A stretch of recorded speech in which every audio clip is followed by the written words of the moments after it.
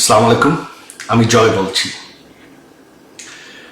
আপনারা জানেন যে গত 1.5 বছর ধরে এই অবৈধ ইউনূস সরকার অবৈধভাবে ক্ষমতা দখল করে আছে। গত 1.5 বছরে তারা আমাদের অর্থনীতি শেষ করে দিয়েছে।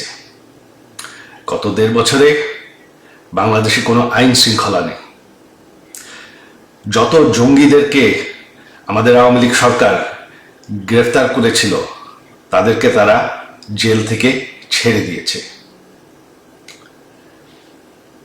স্বাধীনতার চেতনা তারা চেষ্টা করে মুছে ফেলছে, বাংলাদেশের ইতিহাস মুছে ফেলছে। তারা বঙ্গবন্ধু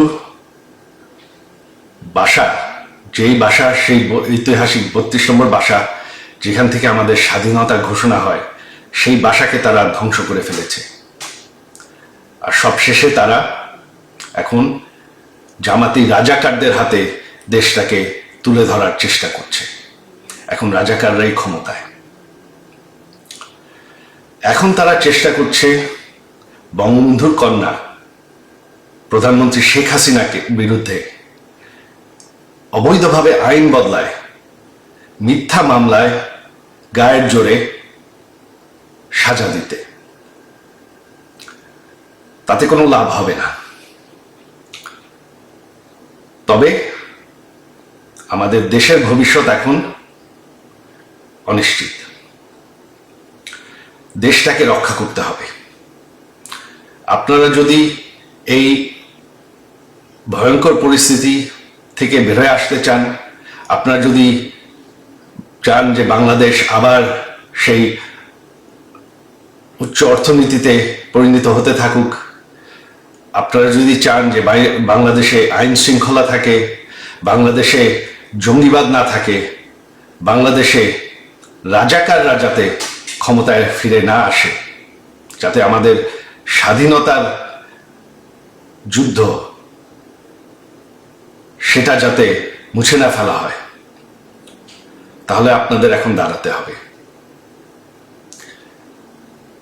আপনারা জানেন 13 তারিখ আগামী পরশুদিন আমরা ডেকেছি ঢাকা অবরোধ। ঢাকা অবরোধকে আপনাদের সফল করতে হবে। আমার অনুরোধ আপনাদের প্রতি যে আপনারা কেউ, এরা গায়ের জোরে চেষ্টা করছে, তবে আপনারা কেউ কাজে যাবেন না। ছাত্রছাত্রীরা স্কুল কলেজে ক্লাসে যাবেন না। দোকানপাট, বাস, রিক্সা সব বন্ধ রাখবেন। এরা গায়ের জোরে চেষ্টা করছে দমন করতে, তবে ভয় পাওয়ার কিছু নাই। আপনারা যদি বাসায় থাকেন, এরা আপনাদের কিচ্ছু করতে পারবে না। দেশটাকে বাঁচানোর জন্য এটাই এখন পথ। আপনারা যদি না চান যে রাজাকারদের হাতে দেশ চলে যাক, বাংলাদেশের ইতিহাস মুছে ফেলা হোক, বাংলাদেশ, যে বাংলাদেশ আমরা ভালোবাসি সেটা শেষ হয়ে যাক, তাহলে এখনই সময়।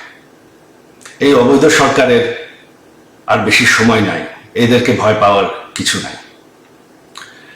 আর আমার শেষ অনুরোধ আইন শৃঙ্খলা বাহিনীদের পক্ষে যে এই সরকারটি অবৈধ, সম্পূর্ণভাবে অবৈধ। তারা, এই সন্ত্রাসীরা পুলিশকে হত্যা করেছে, আইন শৃঙ্খলা বাহিনীকে হত্যা করেছে, আপনাদের ভাইদেরকে হত্যা করেছে।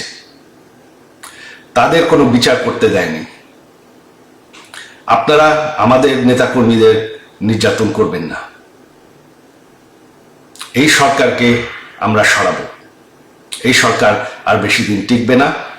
বাংলাদেশকে আবার সেই রাজাকারদের হাত থেকে আমরা অবশ্যই রক্ষা করব।